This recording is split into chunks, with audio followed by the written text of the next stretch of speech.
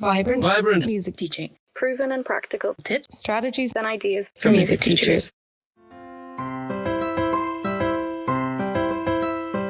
This is episode 67 of the Vibrant Music Teaching Podcast. I'm Nicola Canton, and in this show we're talking about play and playfulness in the music teaching studio.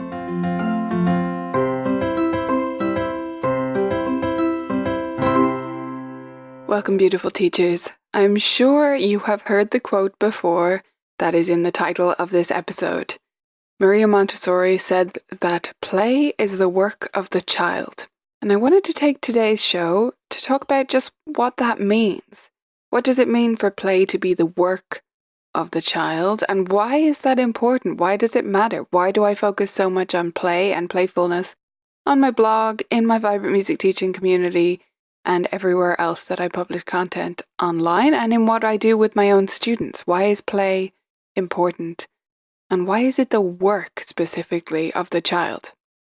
Well, in one article that I looked up on a Montessori blog, on one of the many Montessori blogs that I read in the process of putting this podcast together, they talked about the different definitions of work, or not even different definitions, but just different slants on the definition.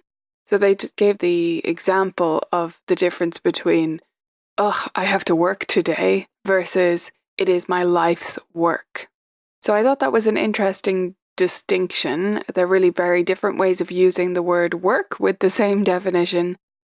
Are you talking about, I have to get my work done? Or are we talking about, it is my work, it's what I do, it's what's important? And I really think that's what Montessori meant, as they suggested in that article, that it was what was important for the child, that it was valuable work that they were doing. I also think, and I never met Maria Montessori, so I don't know whether I'm right in this, but for me, it means that it is also productive. So that the play children are doing produces a result, and the result is brain development and then learning about the world, right? But it is productive in some sense, i.e. it is work. It's not just messing around, but it's important and it's productive. Now, another article I was looking up, which was on mariamontessori.com, gave these 5 different parts of play in Montessori education, which I thought were interesting. So these are 5 quotes taken from that article. Play is self-chosen and self-directed. Players are always free to quit. Play is an activity in which means are more valued than ends. Play is guided by mental rules. Play is non-literal, imaginative, marked off in some way from reality.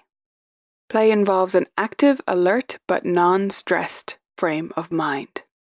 So those are 5 different descriptions of what play actually means within Montessori education and more generally, and they went into more detail in that great article on mariamontessori.com as it applies to Montessori education. But I think we can draw some things from those 5 quotes, and also from another article where they said 2 of the parts of their definition were, firstly, that it was voluntary, enjoyable, purposeful, and spontaneous, and that play was also creativity expanded using problem-solving skills, social skills, language skills, and physical skills. Okay, so I'm throwing a lot of definitions at you, and they don't mean anything to us music teachers quite yet, but I wanted to give some background on why I brought this Maria Montessori quote in here, and why I think it's interesting to look at a Montessori perspective on this. But what about when it comes to music lessons? Which parts of these definitions and these ideas about play are most relevant to us and can be most useful as we try to change the way that we teach? Well, there are actually 4 parts that I'd like to pick out from this. The first one is from that first quote I read, that play is self-chosen and self-directed. Players are always free to quit. Now, this isn't applicable to us in terms of quitting piano lessons, although certainly it is, right?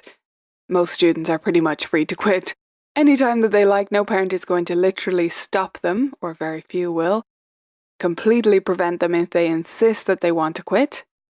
But that's not what I'm talking about here. What I think we can take from this is that for things to be playful, for us to include a sense of play in our lessons, there has to be some element of choice. And at different levels and in different circumstances, this can mean different things. So for example, if you have a teen student, and you're letting them choose some of their repertoire, some of their pieces, so that they get to include pop songs or Beethoven or whatever it is that they want to do, that's important. That allows them to engage with the learning process. But it's also, especially on the younger student side, about giving them some choice in the activities they're doing.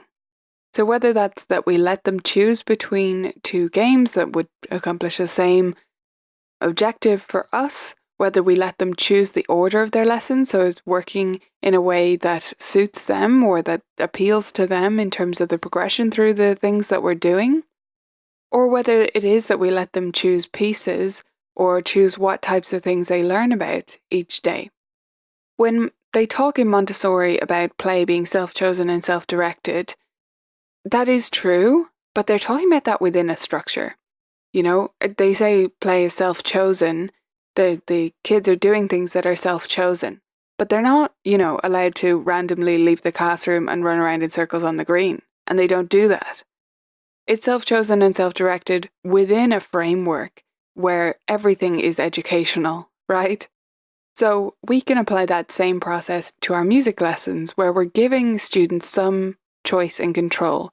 And whenever we find a student pushing back against us or not engaging with the learning process, this is one question we can ask ourselves. Have we given them any choice lately? Or are we just forcing our agenda on them? Even if we know what's best, are we just pushing them through our process without giving them some self-direction? The next element that I wanted to pull out is that means are valued more than ends. This was in the second quote I read. Play is an activity in which means are more valued than ends. So what does it mean for means to be more valued than ends? Well, I think this is almost the biggest lesson we can take from this exploration today, because means being more valued than ends is exactly what we want for all our students in order for them to be self-motivated. Because if means are more valued than ends, that means they're actually enjoying the learning process. They're enjoying the practice process. It's not about achieving that accolade or getting that exam result or performing in that recital. Those things are great. But the means to get there is more enjoyable to them than the end result, or at least more valuable to them in some way. This is a big one, and this is something that a lot of students are lacking. But I believe we need to make the learning process as enjoyable as possible, not through rewards and candy, but through actually making the process of learning more fun in of itself, whether that's with games or with creativity or all of that stuff, or just in the way that we structure it and the way that we plan the challenges that our students face. The means has to be at least as pleasurable, if not more so, than the end product. Otherwise, you're spending 99% of the time doing something you hate just to get to that 1% that you enjoy. And also you're not going to keep playing for life because you don't enjoy the learning process. So that's a very important lesson I believe we can take from this definition of play. The next one I wanted to pull out came up in two of my quotes. So I talked about play is non-literal, imaginative, marked off in some way from reality. And another article talked about creativity expanded using problem-solving skills. So these are both really about the same thing. Surprise, surprise. They're both from Montessori education specialists on blogs. So they're both talking about imagination or creativity. And that doesn't just mean improvising in terms of piano lessons. That means everything being more creative. And creativity isn't just about, free-form expression. It is about problem solving. That's what real creativity is. It's taking something and looking at it in a different way.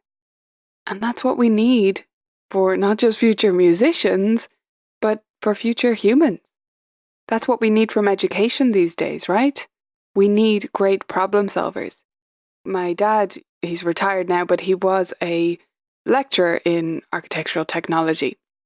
And as part of that, he used to help with some of the interviews for the architecture course that they did in his university. So he would do these interviews and he would come home and I would hear him vent a little bit about these students because they could give him all these amazing test scores and maybe they had beautiful drawing skills, but if he asked them a simple problem-solving based question, they had no idea. And he knew that once they got into the course, they were going to struggle if that was the case, because that's a big transition. One of the big transitions we make from high school to college is that no one is going to hand you all of the things you have to do and check off a list anymore. You need to actually come up with solutions for yourself. And even more so in the real world, right? And that's becoming more and more true as we move forward. Gone are the days when we mostly needed cogs in a machine. That's not what we need. We need creative thinkers. We need problem solvers. The actual machines are going to do the cogs bit. More and more, they're taking over. Not to get too sci-fi and scary about it, but they are, right? Those jobs are being taken over, and so it's the creative jobs that are left, the problem-solving ones, the ones that bots can't do because they're not algorithm-based, they're more human. So, if we're developing these creative skills, we're preparing the future to have better humans in a way. But if that kind of grandiose thinking is too much for you, then just think about it as being better music students, because they will be. If they're more creative and they think about problems in different ways, then they're going to be better at coming up with their own solutions to practice issues, to technique issues, to whatever comes up in the music practice room. So we need to inject some of that creativity, the problem solving skills, and therefore some input into their own lesson. So we come back to that element of choice. Alongside that, they need to be having their own input into the lessons. We can't just be dictating what they do next at all times or telling them the solution to their problem. They have to come up with it themselves. And sometimes we have to let them try the wrong solution and, let them fall on their face just a little bit and then pick them up and help them come up with a better solution. So that's the imaginative and creative part. It's not just about creativity and composing and improvising. That's part of it too, because that helps develop these skills. But it's also just about more general problem-solving, creative skills that they need to develop. And the final thing I wanted to pull out was this non-stressed. This was in the 5th quote that I read from that one article, which was play involves an active, alert, but non-stressed frame of mind. So if our students are playing in the lesson, if there is that sense of playfulness, then they're active and alert, they're engaged in the process, but they're not stressed. If they ever are stressed, truly stressed by the process, then we've taken too big of a leap, we've structured it poorly, and we need to dial it back and think again about how we approach this concept or whatever is coming up in the lesson with our student. Is there a way we can approach this or break down the steps further so that it's not stressful for them? It's not too much, it's just right. It's Goldilocks, right? So those are the 4 elements I wanted to pull out from my little morning researching Maria Montessori. The reason I was on this playfulness kick is that I have a book coming out very soon, in 1 week, and it's called Playful Preschool Piano Teaching. This book is the how-to guide I wish I had when I started preschool teaching. There are many preschool methods out there, and I have one myself. I have several resources designed for preschool teachers inside Vibrant Music Teaching. But this is not that. This is something that I believe didn't exist, which is a book you can just literally read with general best practices and ways to understand the differences when you're teaching preschool students. So over the next several weeks, I'm going to share some excerpts from the book here on the podcast. And when it comes out in about a week from today, you can get the book, find all the links to it at playfulpreschoolpiano.com. playfulpreschoolpiano.com. So that book is coming out in a week, and I'm going to share some excerpts from it. I want to encourage you to stay tuned even if you're not into the whole preschool thing, because as Gloria St. Germain, who reviewed the book for me, as she said, this is just about good teaching, really. And I said, well, yeah, it is. It's about teaching best practices for all children. But I believe that I learned these from my preschool students, and they're the most vitally important for those students.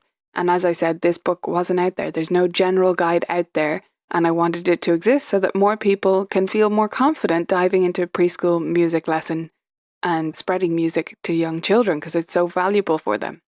So that book is coming out next week. I also have a webinar coming up all about preschool piano teaching, which you can sign up for at vibrantmusicteaching.com/foundations. And that will get you access to the webinar when it goes live and the replay for 48 hours afterwards. If you're not a member, of course, if you're a member, you'll get the forever access inside the video library. That's it for this week. I hope you enjoyed this discussion on play and playfulness, and I'll chat to you next week. If you're not yet a Vibrant Music Teaching member and you're interested in teaching preschool piano, then you're going to want to become a member today, because I have a 1-year curriculum for group preschool piano lessons and also a But the Pieces plan, which is a supplemental plan for private preschool piano lessons inside the video library. So you can go to vmt.ninja to sign up today.